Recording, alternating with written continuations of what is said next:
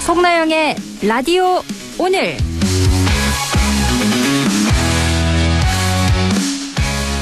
여러분 안녕하십니까, 송나영입니다. 세간에 떠돌던 비제로라는 말, 역시나 사실이었던 걸까요? 지난해 5월 김건희 씨가 박성재 당시 법무부 장관에게 보낸 텔레그램 메시지가 추가로 드러나고 있습니다.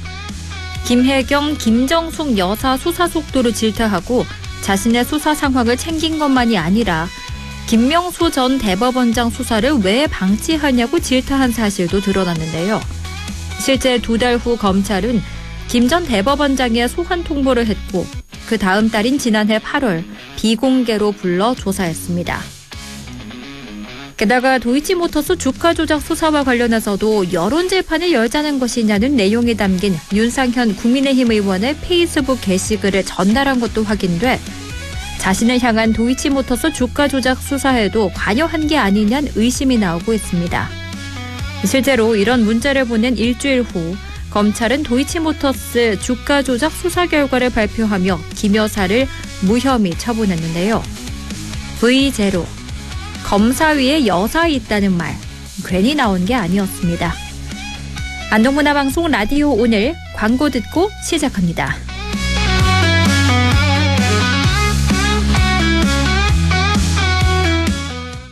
안전화가 이렇게 편해도 돼요?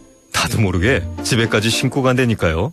우린 발이 건강해야 하니까 안전화 아무거나 못 신어요. 내가 안전해야 가족이 안심하지. 그래서 난 꼭 워킷만 신어. 워킷 안전화를 고집하는 확실한 이유가 있다. 생각의 차이가 만드는 가치 워킷. 워킷 안전화. 내게 기대 저축은행 당신 곁에 저축은행 기대하던 미래와 만나요. 당신의 기대, 당신의 미래. 저축은행에 기대세요. 내게 기대 당신의 저축은행. 아들, 또 음악 크게 듣네. 차에선 다들 이렇게 들어요. 그럼 경고음도 못 듣고 위험해. 네네, 알았어요. 당신을 아끼는 잔소리처럼 당신을 지키는 현대 SUV 2016 투싼은 모든 트림에 꼭 필요한 지능형 안전사양이 기본.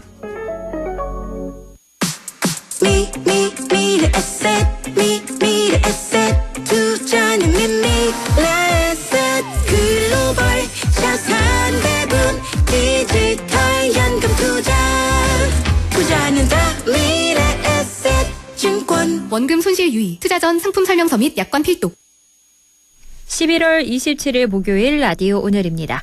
일부 생활 속 법률 문제를 쉽고 명쾌하게 풀어봅니다. 안형진의 쾌도 난법 함께 하고요. 2부 이슈 오늘에서는 문경시 가은 아자개 장터가 외식 테마파크로 변신했는데요. 잠시 후 더본 외식산업개발원 이주하 과장 연결해 이야기 들어봅니다. 이어서 진보의 눈으로 바라보는 지역과 전국의 정치 현안, 임미의 그래도 정치 함께합니다. 라디오 오늘 유튜브로도 다시 들을 수 있거든요. 많은 애청 바랍니다.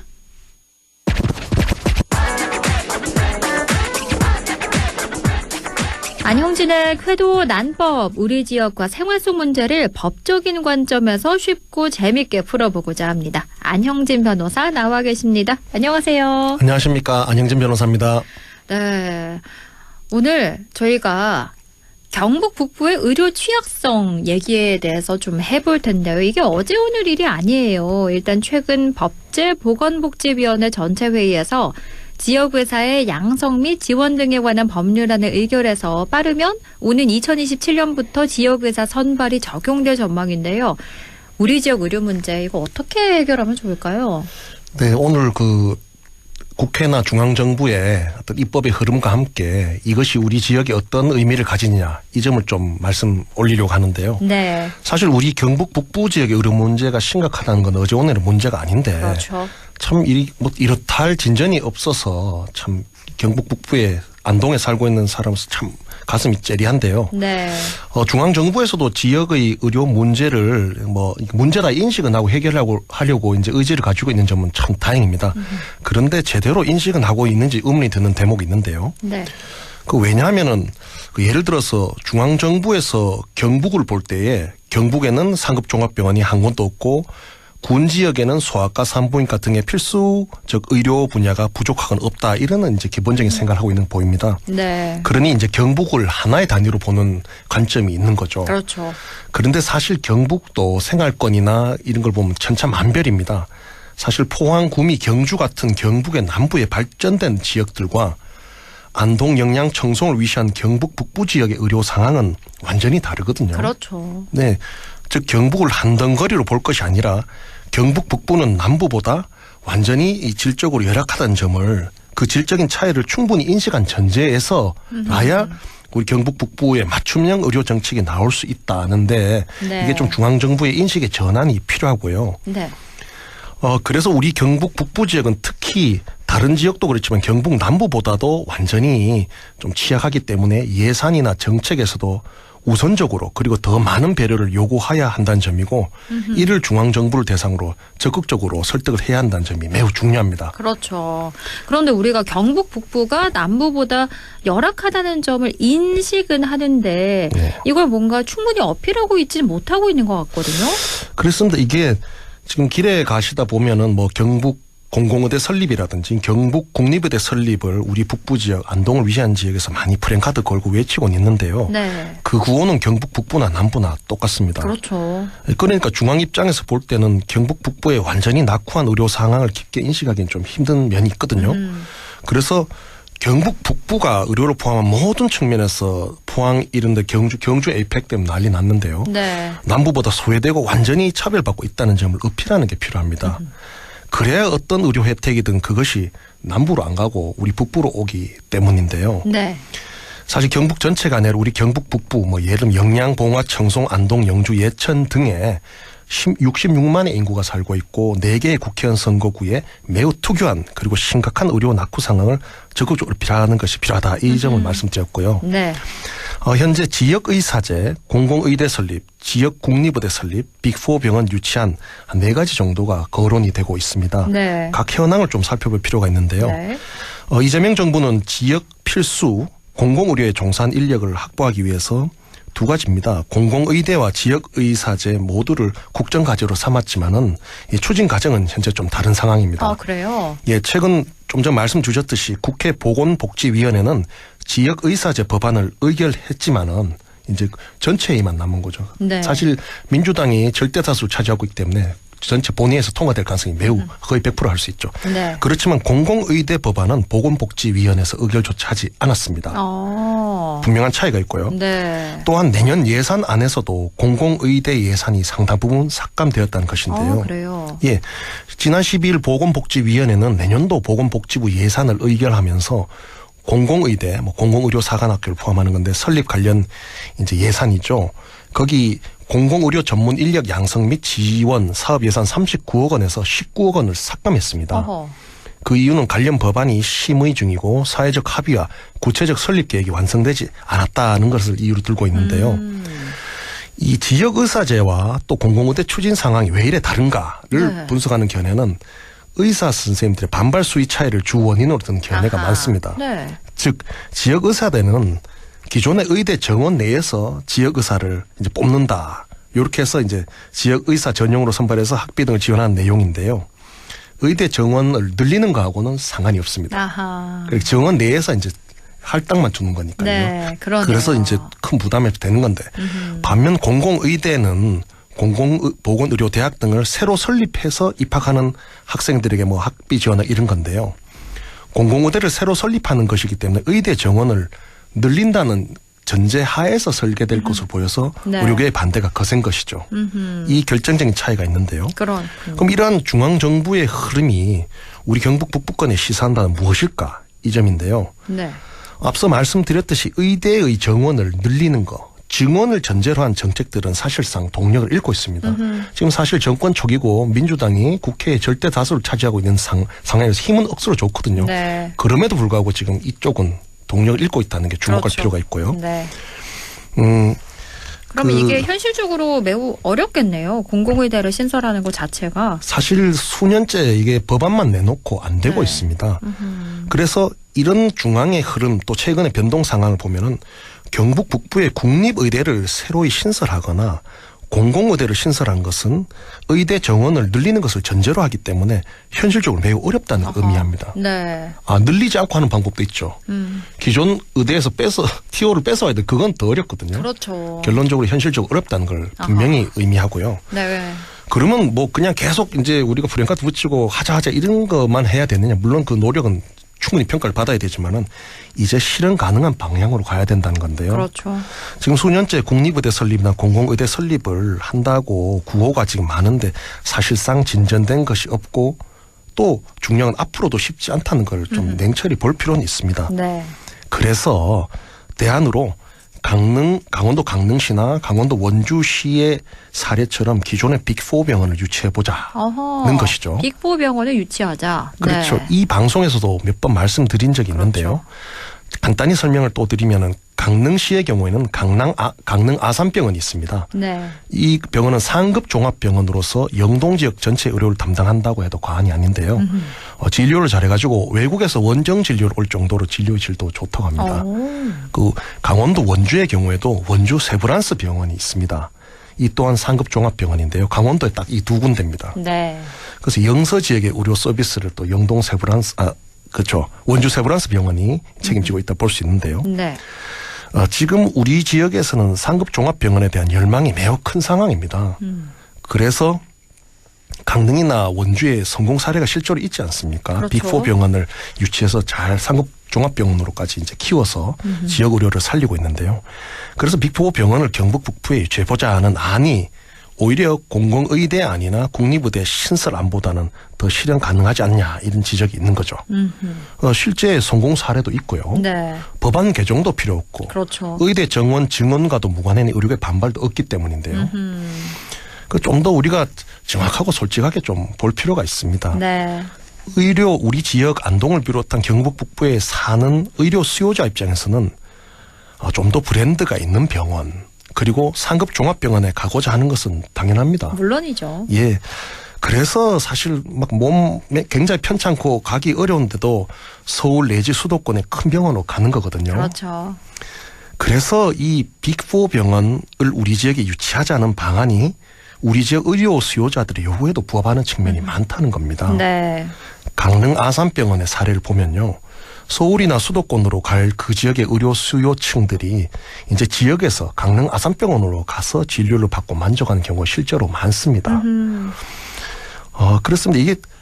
이게 좀 정확히 볼 대목이 있는 게 경북 북부의 의료 문제 해결은 사실은 지역 대학 살리기 차원에서 볼 것이 아니고 그보다도 중요하고 본질적인 지역 주민들의 생명권, 의료권 차원에서 접근해야 되거든요. 네. 무엇이 과연 적절하나 이거죠. 어떠한 병원이 들어왔을 때에 서울 가고 대구 가는 의료의 불편과 문제를 해결할 수 있냐 이 문제입니다.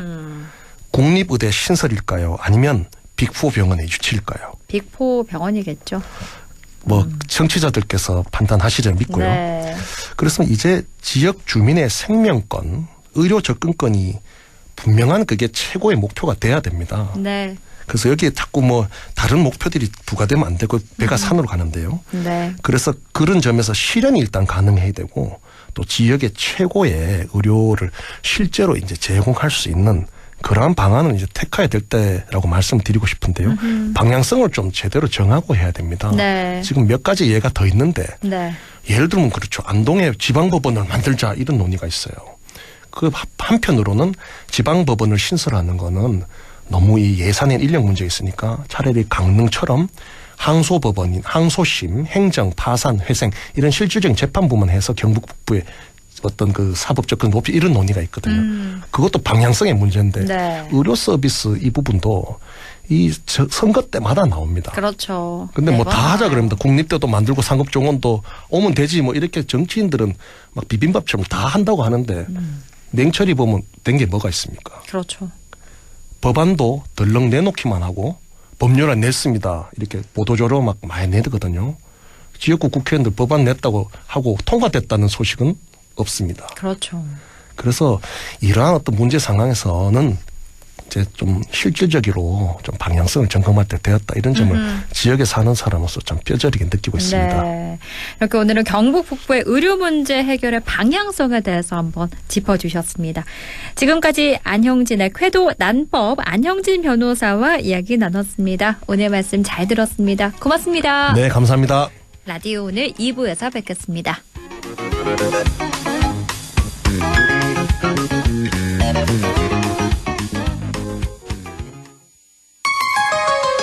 MBC 라디오 지역과 함께 성장해갈 인재를 키웁니다. 지역교육 혁신을 주도하는 안동과학대학교. 새로운 도전을 위한 성인학습자 평생 직업교육. 해외 우수인재 지역정착을 위한 명품 교육과정 혁신. 대학이 지역의 미래다. 혁신을 주도하는 안동과학대학교. 아, 땡긴다 땡겨. 매콤새콤 달콤한 맛. 무침에는 역시 땡기네 가오리. 장례식장 등 각종 대소사 최고의 인기 메뉴 땡기네 가오리. 물이 생기지 않아 언제 어디서든 포장 배달 택배 모두 가능한 안동 땡기네 가오리. 054-852-4988. 한순간에 일어나는 금융사기 예방과 대처법 알려드립니다. 첫 번째, 매일 문자 메시지에 있는 확인되지 않은 링크는 클릭하지 마세요. 개인정보 유출의 통로가 될 수 있습니다. 두 번째, 주민등록번호, 통장 비밀번호 등 개인정보를 전달하지 마세요. 대한민국의 공공기관에서는 전화나 문자 메시지로 개인정보를 요구하지 않습니다. 세 번째, 금융사기 피해가 의심된다면 112에 신고하고 해당 은행 고객센터에 전화하세요. 해당 계좌의 지급 정지를 요청할 수 있습니다.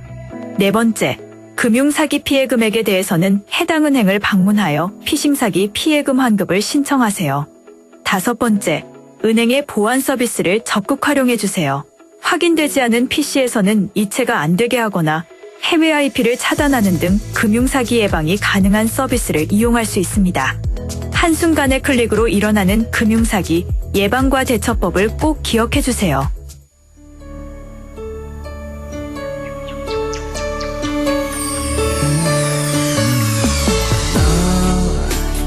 마음을 열어줘.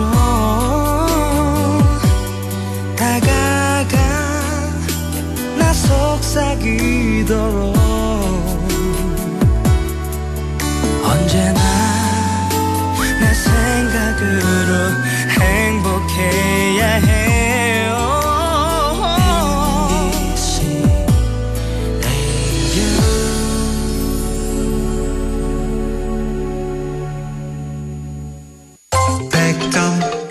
MBC 라디오.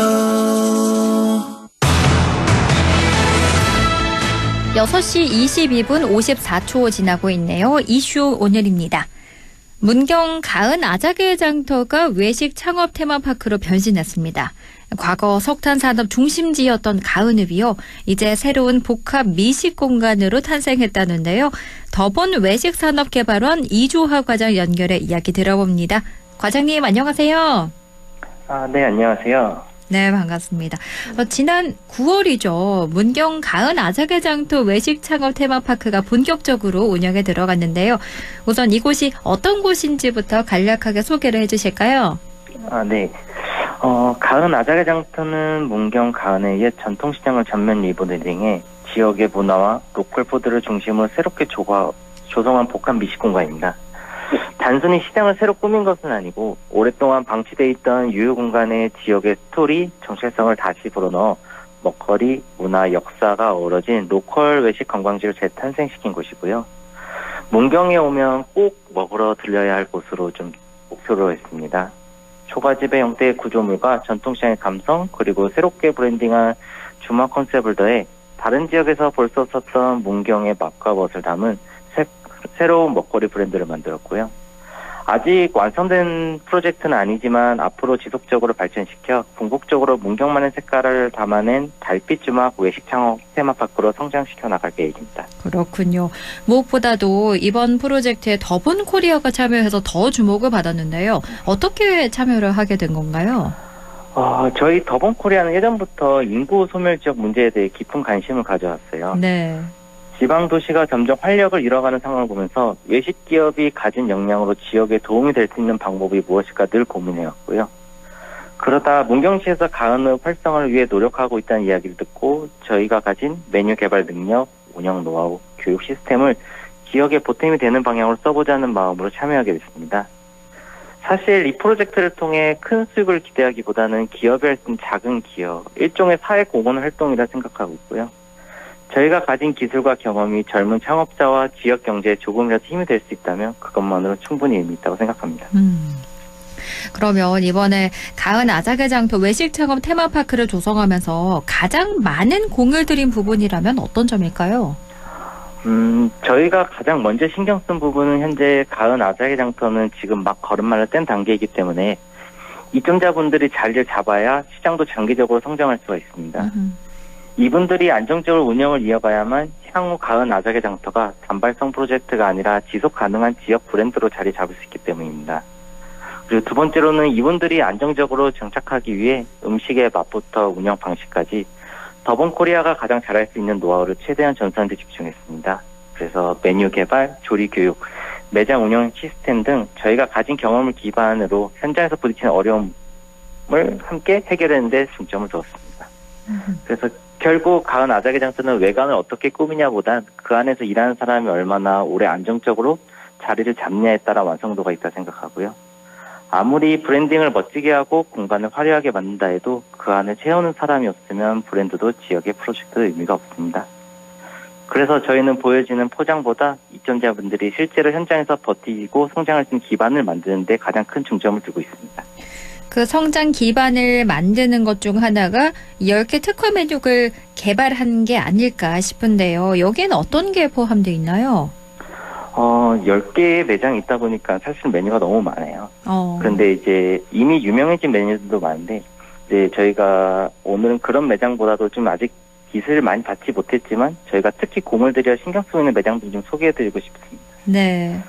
그래서 첫 번째는 장터 족발집인데, 저희 일반 한국식 족발보다 가볍게 즐길 수 있고, 손으로 뜯어먹는 재미도 있는 메뉴이며, 맛과 상품력이 좋아 앞으로도 충분히 성장 가능성이 있는 메뉴이고요. 그리고 두 번째는 가은당의 문경 젤리 롤케이크인데요. 문경만의 지역 제과점을 만들기 위해 기획한 브랜드이며 현재 젤리 롤케이크 같은 경우는 가성비와 가심비가 좀 좋은 상품이라 선물용으로 손색이 없는 메뉴입니다. 그리고 세 번째는 약돌 소시지인데요. 문경이 약돌 돼지고기 중에서도 후지 부위는 좋은 고기임에도 불구하고 비선호 부위라 저렴하게 판매가 되는데 이 부위를 활용해 풍미 있는 소시지와 좀 고기의 가치를 높였고 소비자에게는 합리적인 가격을 제공할 수 있겠습니다. 그리고 이 소세지 매장 같은 경우는 또 직접 만들어서 안심하고 드실 수 있다는 큰 장점도 있습니다. 이 10개 매장 창업자들에게는 구체적으로 어떤 컨설팅을 제공하셨나요? 이제 입점자분들을 보면 창업을 경험이 있으신 분도 있고 외식업에 오래 계신 분도 있고 아니면 전혀 다른 분야에서 처음 도전하신 분도 있습니다. 네. 그래서 모두에게 동일한 방식으로 교육하는 것이 아니라 각자의 상황과 수준에 맞는 맞춤형 교육을 진행했고요. 또한 이번 프로젝트는 단순히 레시피만 알려드리는 교육이 아니라 창업을 실제로 오래 유지할 수 있는 힘을 드리는 것이 목적이었기 때문에 조리 교육 외에도 노무, 세무, 위생 등 창업에 필요한 전반적인 내용을 폭넓게 컨설팅했습니다. 그리고 중요한 점은 가은 아자개장터는 오픈을 했다고 교육이 끝나는 것이 아니라 앞으로도 입점자분들에게 필요한 교육을 계속적으로 계속 지원해서 도와드릴 예정이고요. 저희는 이 프로젝트가 단발성이 아니라 입점자들이 성장하고 시장이 함께 발전하는 장기적인 지역 개발이 되길 바라고 있습니다. 그렇군요.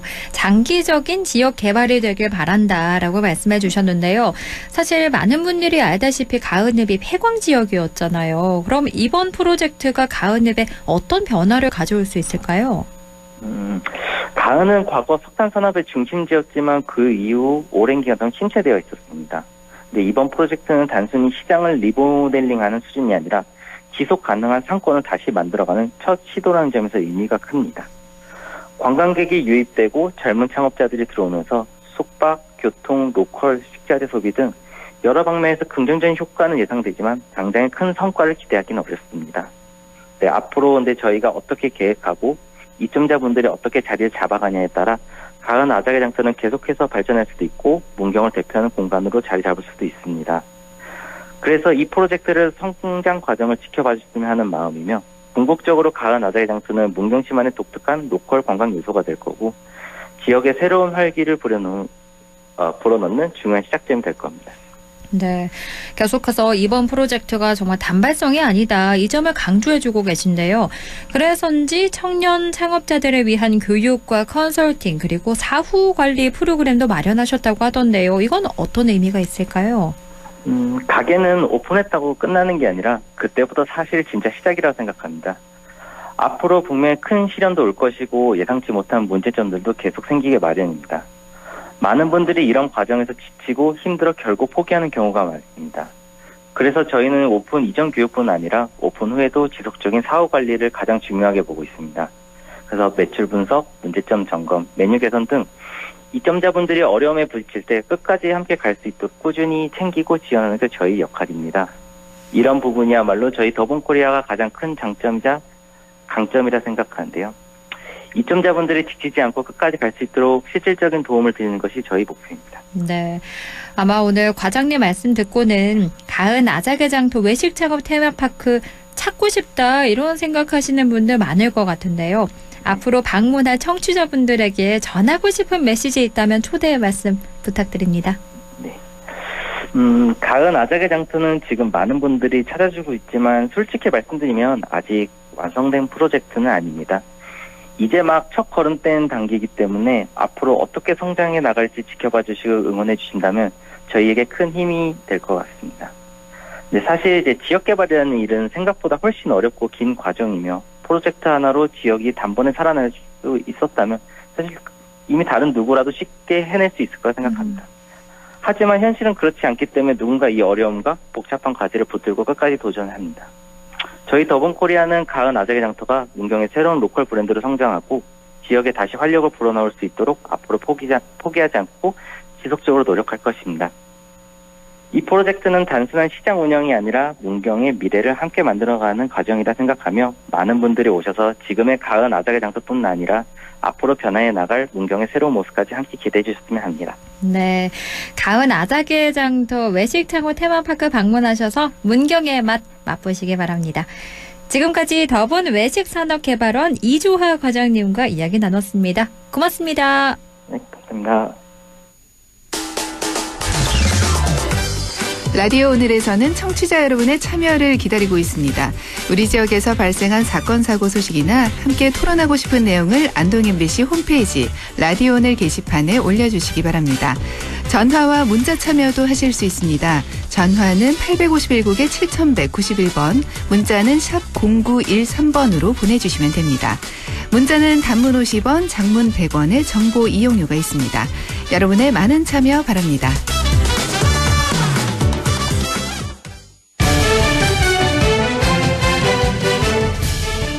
임미의 그래도 정치, 진보의 눈으로 지역의 현안과 전국적인 정치 현안 짚어봅니다. 더불어민주당 임미애 의원과 함께합니다. 안녕하세요. 네, 안녕하세요. 더불어민주당 임미애입니다.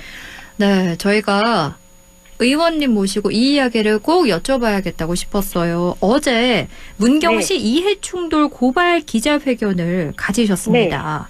네. 이 자리가 어떤 자리였던 거죠? 어제 문경과 상주에 계신 분들이 저희 방을 통해서 그 기자회견을 할 수 있도록 좀 도와달라라는 요청이 있었고요. 네. 그래서 저희가 이제 장소 섭외를 해줬는데 저희가 내용을 들어보니 문경 마성의 일반 산업단지를 조성하는 과정에 기존의 부지로 되어 있었던 곳이 아니라 그 사업은 오히려 3단으로 지정이 됐음에도 불구하고 진행이 아주 지지부진했었는데 오히려 생각지도 못한 곳이 지정이 되고 사업이 추진되는 일이 벌어졌다. 그런데 새로 대상지가 아니었던 곳이 선정된 곳이 지금 현 문경시장의 문중 땅이라는 거죠. 네. 네, 그러다 보니 이게 이해충돌의 여지가 분명함에도 불구하고 그리고 두 번째로는 애초에 일반 산업단지 부지가 아니었다는 거예요. 그런데 이것을 임의로 부지를 변경하는 과정에 시장에 외압이 작용한 것이 아니냐라는 의혹을 가지고 지역에서 올라왔었습니다. 그렇군요. 그래서 그런지 이 신현구 문경시장을 겨냥하면서 이 사안을 제2의 양평 고속도로에 비유하고 사적 네, 이해관계가 네. 개입된 거다. 이렇게 강하게 비판을 하고 있더라고요. 근데 네. 이게 지금 문경시에서는 객관적인 입지 비교 평가 자료랑 회비 기록을 공개하지 못한다. 이렇게 발표하고 있는 거 아닌가요? 뭐 여러 가지 뭐 의혹이 있는 것은 사실인 것 같고요. 저도 이제 들어보니 의혹이 있는데 만약에 문경시가 그 모든 과정이 산단 부지가 변경되는 과정이나 이런 것들이 뭐 전혀 문제될 사안이 아니다 싶으면 국민들한테 뭐 공개하면 되는 거지요. 가지고 네. 있는 자료를 모두 다. 그래서 이 의혹이 더 커지기 전에 저는 문경시가 빠르게 이 의혹 해소에 좀 적극적으로 나서야 된다. 만약에 이 초기에 불거진 이 의혹을 해소하지 못한다면 시민들 입장에서 보면은 이해하기가 어렵거든요. 원래 일반 산단으로 지정되어 있던 부지가 아닌 제3의 부지가 갑자기 난데없이 나타나서 지정이 되었다고 하는데 그 부지가 하필이면 시장님과 아주 관계가 깊은 부지였다면 이해하기가 좀 어렵지 않을까요? 그렇죠. 그렇죠. 예. 그래서 저는 문경시가 이 문제에 관해서는 뭐 투명한 정보 공개를 하는 것이 마땅한 일이다 이렇게 봅니다. 그리고 이 산단 조성 과정의 문제와 함께 또 하나 비판을 받고 있는 지점이 주훌산 케이블카 사업의 타당성 부실, 환경 훼손 이 부분이거든요. 네. 이 부분은 지금 어떤 게 구체적으로 문제라는 건가요? 산림청 사업 중에는요. 도시의 미세먼지를 줄이기 위해서 숲 가꾸기 사업을 하는 게 있어요. 네. 예, 그래서 그 숲의 기능이 도심지의 미세먼지를 흡수하는 역할을 한다. 그런데 그 숲을 가꾸기 위해서 그냥 두을 수 없으니 이제 감벌을 해주기도 해서 이렇게 하는 사업인데요. 이 사업이 누구나 이름을 들으면 짐작이 가듯이 도심권에서 이루어지는 사업인데 이게 주울산 산꼭대기에서 이루어진 거예요. 네. 그러니까 사업의 목적하고 전혀 관계가 없는 곳에서 숲 가꾸기 사업이 진행이 되었고 이 사업을 하는 중에 이 그 주울산 산 정상부에 많은 나무들이 무분별하게 베어져 나간 거죠. 네. 그러고 나니까 1등급 산지였던 이 주울산이 2등급지로 떨어지게 됐고 2등급지로 떨어지게 되면서 그간 1등급지에서는 허가가 나지 않았던 케이블카 사업이 이게 진행이 되게 된 거예요. 그러니까 주민들이 갖는 의혹은 미세먼지 저감 숲 가꾸기 사업이라는 이 사업을 통해서 꼼수를 부린 것 아니냐. 그러니까 저는 어쩌면 많은 분들이 좀 용이하게 산을 즐기기 위해서 케이블카 사업이 필요하다 하더라도 이 숲 가꾸기 사업이라는 정책 사업을 그걸 동원해서 꼼수를 부리는 이런 식의 설치는 좀 문제가 있다고 보거든요. 네. 그런데 문경시가 그렇게 한 거예요. 그래서 그 부분을 지적을 한 거죠. 그렇군요. 그러면 문경시에는 뭐 자료를 공개하라라고 요구를 하고 있는 상태인데 비공개 네. 태도가 지속된다면 뭐 고발로 이어지는 건가요? 뭐 저희야 감사를 요청하는 수준이고요. 네. 시민단체에서 아마 그 산단과 관련해서는 고발을 하겠다라고 얘기를 했으니까 어제 얘기로는 산단뿐만이 아니라 케이블카 사업과 관련해서도 고발을 하겠다고 하니까 그거는 이 지역의 시민단체에서 아마 그렇게 진행할 것 같습니다. 그렇군요. 이 주울산 케이블카 사업을 비롯해서 문경시가 추진하고 있는 일반 산업단지 조성 사업을 둘러싼 특혜 및 이해충돌 의혹이 확산되고 있다는 소식부터 먼저 짚어봤고요. 그럼 다음 소식으로 넘어가 보겠습니다. 네. 어제 12.3 내란 재판 가운데 한덕수 전 국무총리의 재판이 마무리되면서 특검이 15년을 구형했습니다. 이 한 전 총리의 재판 어떻게 보셨나요? 어제 저녁에 뉴스를 듣는데 이게 계속 나오더라고요. 네. 네, 저는 징역 15년 구형을 들으면서 이게 첫 번째 구형이었잖아요. 그렇죠. 네, 내란과 관련된 첫 번째 구형인데 생각보다 좀 적었다라는 생각을 했습니다. 개인적으로는. 그런데 특검이 이제 징역 15년을 구형하면서 국무총리였고 대통령 제1보좌기관이었고 행정부의 2인자였고 대통령이 잘못된 권한을 행사를 하려고 할 때 그것을 견제하고 통제해야 할 의무가 있었는데 그 역할을 하지 않았다는 거죠. 오히려 위헌 위법한 비상계엄 선포 업무를 보좌했다. 그러면서 구형을 한 거거든요. 네. 내란죄 중요한 업무에 종사한 경우에는 사형, 무기 또는 뭐 징역 5년 이상의 선고 뭐 이렇게 하도록 되어 있는데요. 이분은 본인이 말렸다라고 얘기하지만 저는 계엄이 터지고 나서 그 뒤에 보여주었던 한덕수 총리의 행보를 저는 분명하게 기억하고 있거든요. 그 한동훈 당시 국민의힘 당대표와 그 일주일에 한 번씩 그 국정 현안을 나누고 국정 운영에 공동 운영을 하겠다라고 했던 것부터 끊임없이 계엄을 이렇게 뒷받침해주고자 하는 모습들을 굉장히 많이 보여준 거예요. 그렇죠. 거기다가 더 나아가서는 대통령 선거까지 출마하겠다고 나선 거잖아요. 그러니까 이분은 계엄을 막으려고 했던 의사보다는 오히려 계엄이 실패로 돌아간 것을 그 뒤에 뒷수습을 하는데 더 많은 신경과 관심을 썼었거든요. 그래서 그런 모든 일련의 행위를 본다면 저는 징역 15년이 아니라 무기징역이 구형되는 것이 맞지 않았느냐라는 생각을 합니다. 그렇군요. 선고가 내년 1월 중순쯤 나올 걸로 보이는데 계엄에 대한 첫 판단인 만큼 윤 전 대통령이나 김용현 전 국방부 장관 등 다른 사건에도 영향을 미치지 않을까 이런 걱정들을 많이들 하시는데요. 앞으로 이런 선고들은 어떤 흐름으로 흘러갈까요?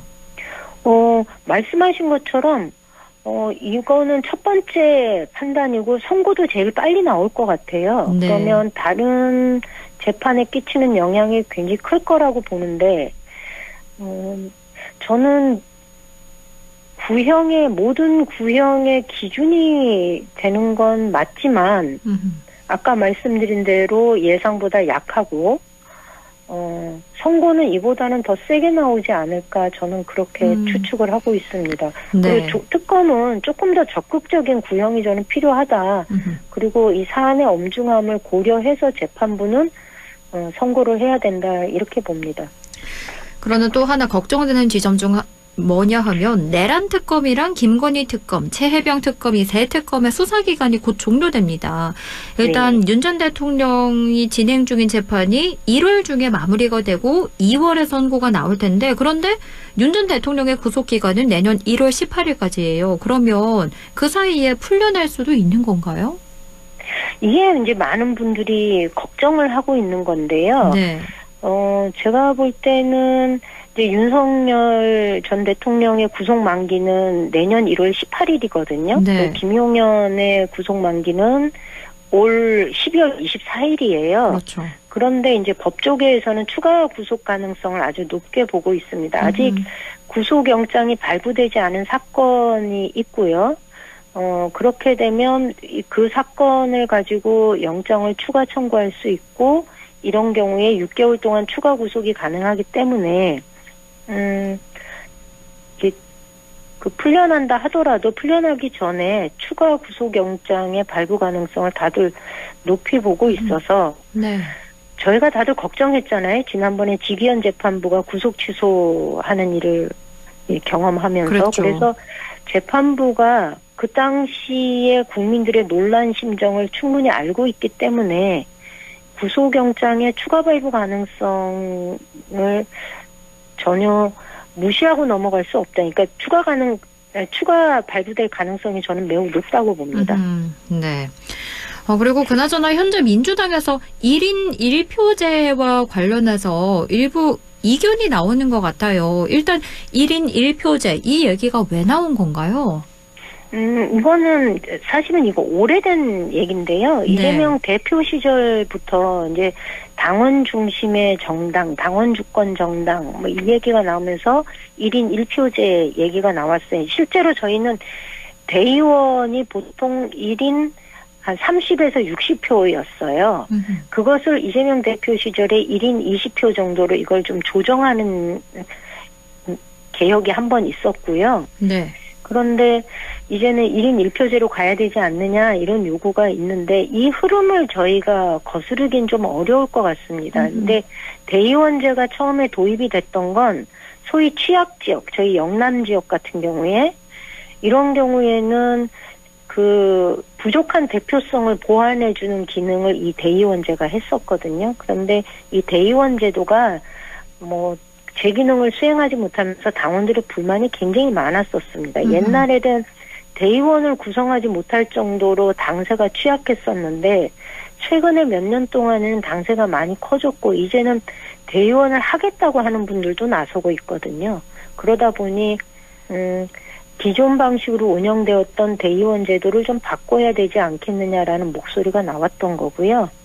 그리고 저희가 경북의 경우는 이제 인구 비중이 전체 유권자 수의 한 9% 정도 되는데 당원 수는 2.7% 정도밖에 안 되거든요. 그래서 이런 문제 때문에 1인 1표제의 긍정적인 측면은 있으나 이렇게 하면 가뜩이나 당세가 취약한 대구 경북의 목소리가 민주당 내에서 전혀 들리지 않으면 어떡하나라는 우려가 있어서 아마 제도적인 보완이 함께 얘기될 것 같습니다. 아하, 그러면 일단 이 1인 1표제가 그대로 강행은 된다 이렇게 보면 되는 걸까요?